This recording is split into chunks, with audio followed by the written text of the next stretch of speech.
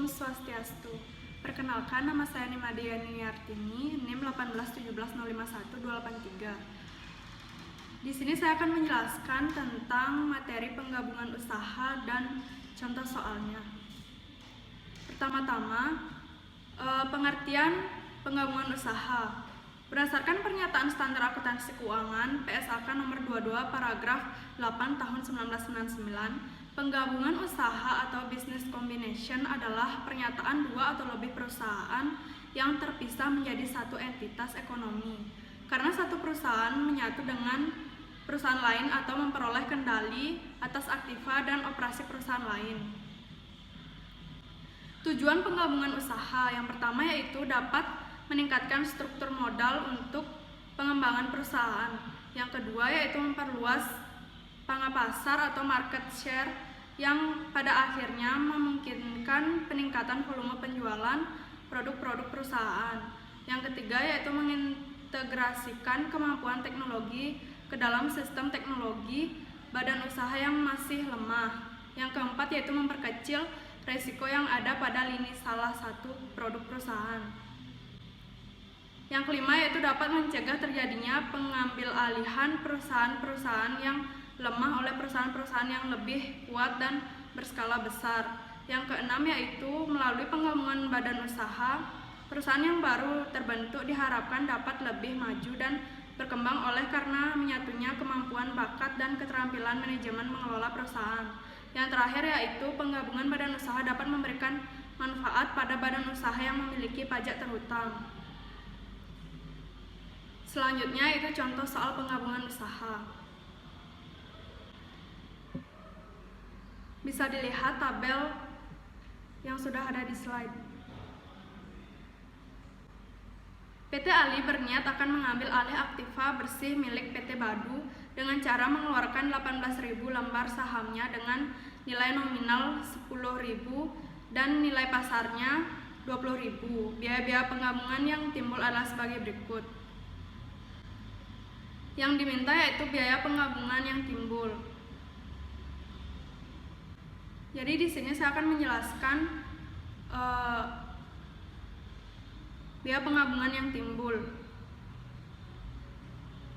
Langsung saja untuk penyelesaiannya, pertama kita akan membuat jurnal dalam mengeluarkan 18 lembar saham. Jurnal tersebut yaitu pada sisi debit itu terdapat akun investasi pada PT Badu senilai 360 juta, yang mana 360 juta tersebut didapatkan dari 18 lembar saham dikali nilai pasar yaitu 20.000.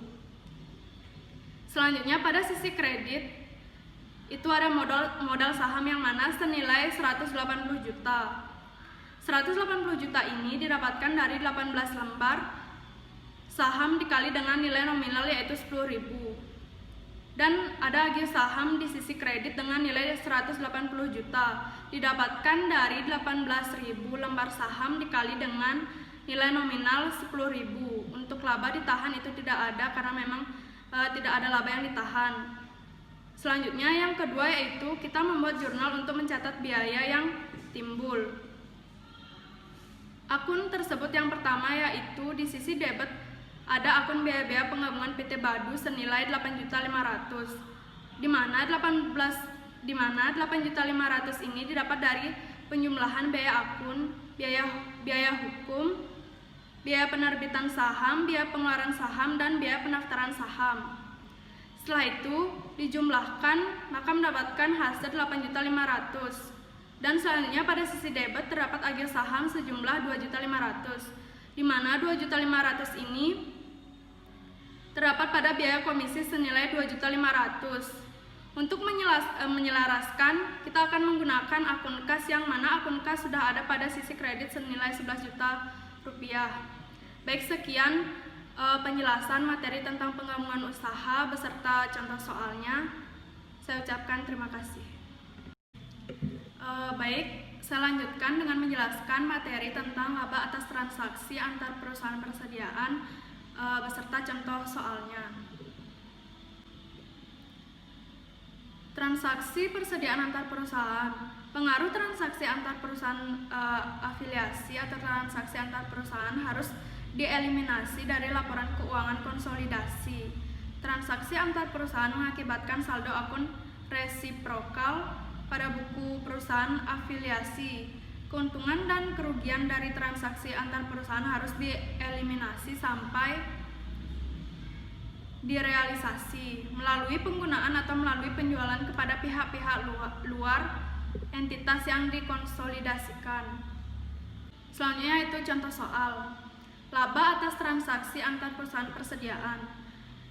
Diketahui selama tahun 2007 Friend membeli barang dagang dari entitas lain sebanyak 30 juta rupiah dan menjual barang dagang senilai 30 juta rupiah kepada Smart seharga 36 juta rupiah. Smart menjual barang dagangnya sebanyak 30 juta kepada para pelanggannya dengan harga 37.500. Yang diminta yang pertama yaitu ayat jurnal transfer barang dagang selama tahun 2007. Yang kedua yaitu jurnal eliminasi. Langsung saja ke penjelasannya. Yang pertama yaitu ayat jurnal yang berhubungan dengan transfer barang dagang antar perusahaan selama tahun 2007 adalah sebagai berikut. Bisa dilihat tabel pembukuan Friend dalam ribuan. Yang selanjutnya yaitu tabel pembukuan Smart dalam ribuan, bisa dilihat dalam slide.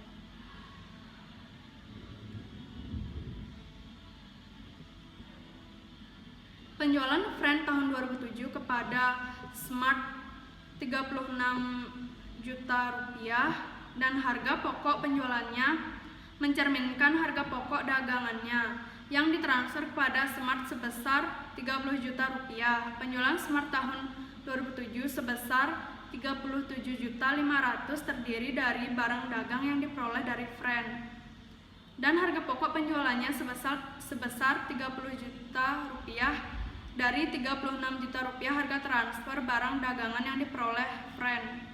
Hal ini sama dengan 30 juta rupiah atau 36 juta rupiah atau 5/6. Sisa barang dagang yang diperoleh dari Friend tahun 2007 tetap ada dalam persediaan Smart pada tanggal 31 Desember 2007 dengan harga transfer 6 juta rupiah termasuk laba yang belum direalisasi sebesar 1 juta berasal dari sisa laba 1/6 kali 6 juta rupiah. Baik, yang selanjutnya itu yang diminta jurnal eliminasi dalam kertas kerja oleh Friend Corporation adalah sebagai berikut. Penjualan resiprokal atau dari Friend ke Smart yaitu penjualan sebesar 36 juta rupiah. Jurnal eliminasi yang dibuat yaitu penjualan pada kredit dan harga pokok penjualan pada kredit. Yang kedua yaitu laba yang belum direalisasi pada persediaan akhir tahun masih tersisa sebesar 1 juta rupiah atau 1/6 dari harga transfer 6 juta. Jurnal eliminasi yang dibuat yaitu harga pokok penjualan pada debit dan persediaan pada kredit. Yang selanjutnya yaitu bisa dilihat kertas kerja eliminasi yang dibuat oleh Friend tahun 2007 sebagai berikut dalam bentuk ribuan. Setelah kertas kerja eliminasi, debit harga pokok penjualan pada jurnal eliminasi di atas mengurangi laba dengan peningkatan harga pokok penjualan konsolidasi dan kredit mengurangi nilai persediaan dari harga transfer antar perusahaan menjadi harga perolehan. Dari sudut pandang entitas yang dikonsolidasikan, persediaan akhir Smart disajikan terlalu besar. Sejumlah laba yang belum direalisasi sebesar 1 juta rupiah. Oleh karena persediaan akhir yang disajikan terlalu besar, menyebabkan harga pokok penjualan terlalu rendah dan laba bruto menjadi terlalu tinggi. Kesalahan tersebut diperbaiki dengan ayat jurnal kertas kerja B yang menambah debit harga pokok penjualan dan mengurangi kredit persediaan akhir yang disajikan terlalu besar tersebut. Ayat jurnal eliminasi ini mengurangi laba bruto konsolidasi sebesar Rp1 juta, pengaruh pada laporan laba rugi dan persediaan akhir konsolidasi sebesar Rp1 juta pengaruh pada neraca. Baik, sekian penjelasan penggabungan usaha dan laba atas transaksi antar perusahaan persediaan. Jika ada salah kata maupun ucap, saya mohon maaf. Saya aturkan para Santi, Om Santi Santi Santi.